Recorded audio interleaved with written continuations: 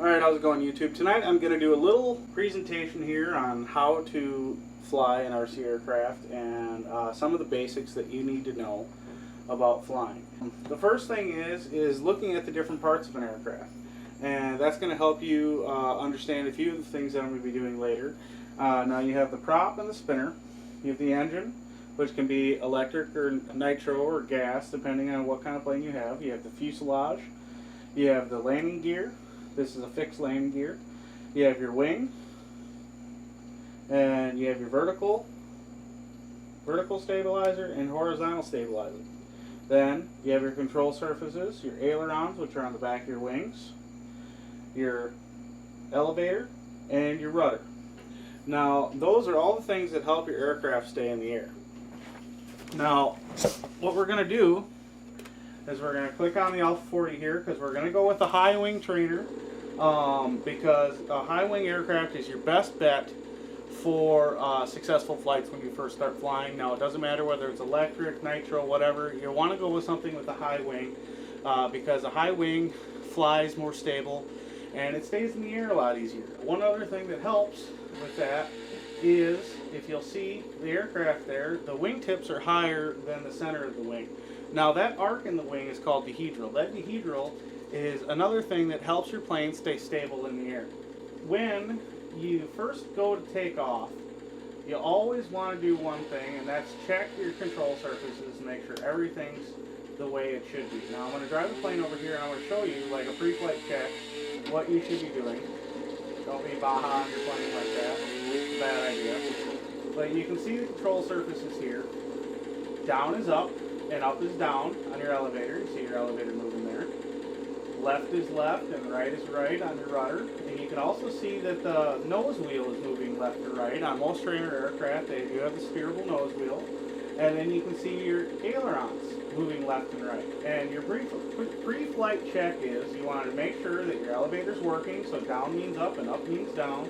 Left means left, left means right, or right means left. You know what I mean. Anyways, and then your ailerons, whichever way you are turning, either left or right, that side of the aileron should be pointing up off the wing. So if you go left, the left aileron should be pointing up. If you go right, the right aileron should be pointing up, and the other side vice versa. So we're going to reset the aircraft here, and we're going to do a chase view to start with. Now in this chase view, it's going to give me the opportunity to really show you what the aircraft's doing from right behind it. Unfortunately, as a lot of us know, we don't have this luxury in real life.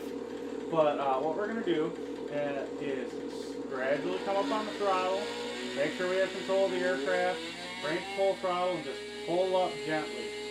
See how I just barely put any stick movement in this?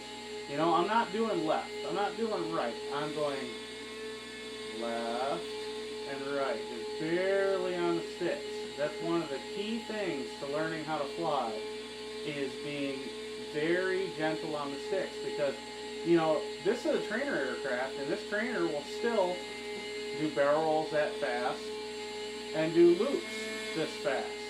You know, so I mean, if you pull up hard when you're on the ground, that plane thinks you're telling it to do a loop, and it doesn't know that you're 10 feet off the ground, and it doesn't know that, you know, that the ground's right there. You're telling it what to do. So when you pull up hard, and this plane does this,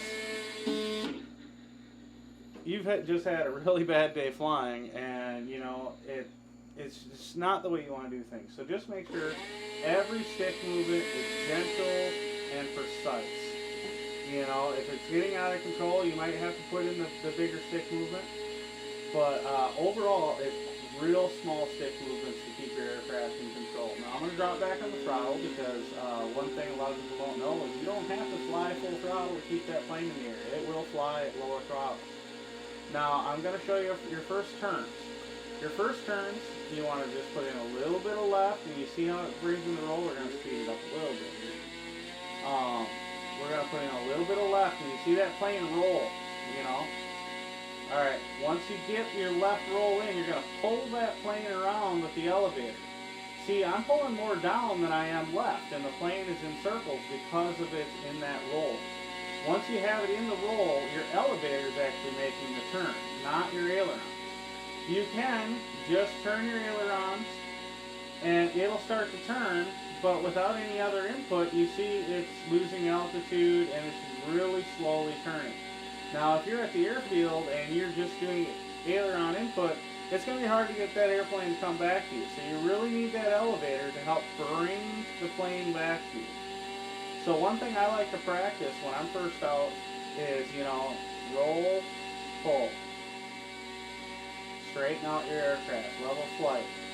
Roll, pull. Now, I'm going to be doing that exact same thing, but we're going to do it in a more realistic spot. Now, this brings me to the next thing I want to talk about.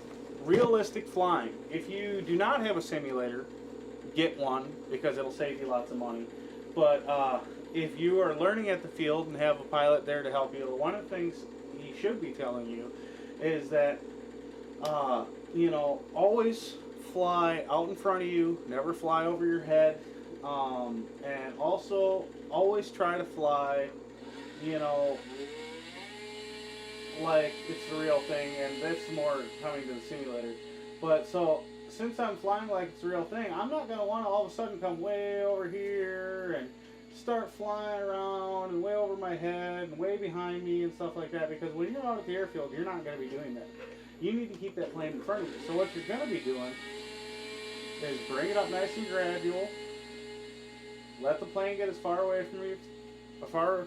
from you as you feel comfortable, put it into your roll and pull it around. Once you get the plane back out in front of you, level it out, let it fly across the airfield.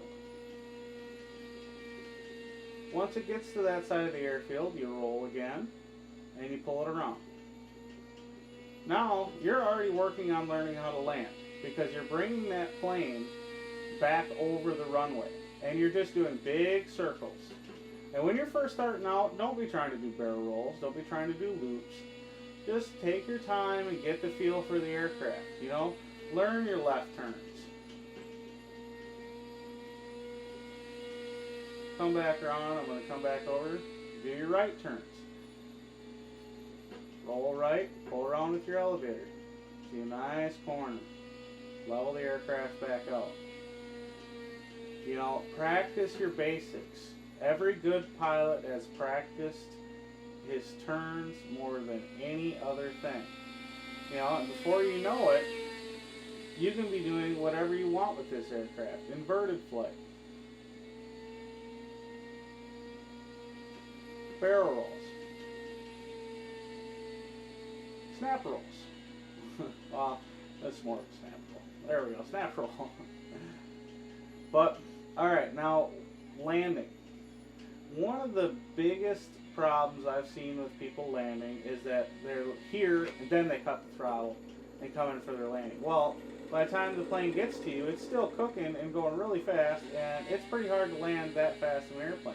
So one of the things that I've worked on over the years is come into my corner, cut the throttle, make my turn, come around, and that plane will start to drop for you with just a lack of speed. And as you're bringing it in, see, I have no throttle input right now. It's just running at an idle speed. I'm bringing in the plane. You see it's popping around a little bit, so we might want to add a little bit of throttle. And then just gently bring it in. Whoop. It's still good. I wouldn't suggest flying at a place that looks like this for your first starting because wide open spaces is best.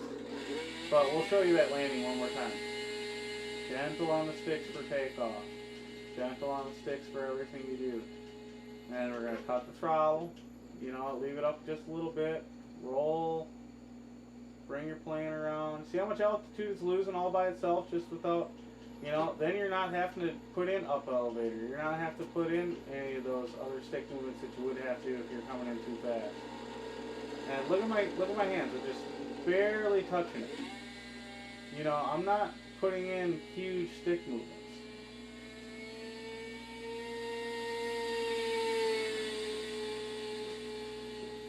Try that landing one more time. And just roll it around, bring it in, cut your throttle, Let the plane just glide in. You can see I'm just keeping it level and just barely touching the elevator to keep it where I want it and setting it down. But for a flat RC field, this thing is sure looking bumpy. But that's kind of your basics of flight. Now, next I think I'm going to teach you rudder turns. Rudder turns are going to control your fishtail movements in the air like this. It also is going to help you taxi on the ground because your front nose wheel moves. So we're going to take off, and oh no, we're going that way. So we're going to pull over on the rudder, try to get out of trouble. Nice and gentle coming back. Now on this rudder turn, we're going to just add a little opposite aileron to keep the plane level. And your throttle up, and then you're making a rudder turn. A little bit of elevator. Rudder turns are not easy. But when you get into some aircraft, you're going to have to learn to use the rudder. Like Cubs, or those of you out there that are big Piper Cub fans. They are a high rudder aircraft. You have to use a lot of rudder in the turns. GBs are another one. You know, you need to learn to use that rudder. So, you know, when you have your trainer planes is the time to practice that. So you have the basics down for when you want to get to your better aircraft.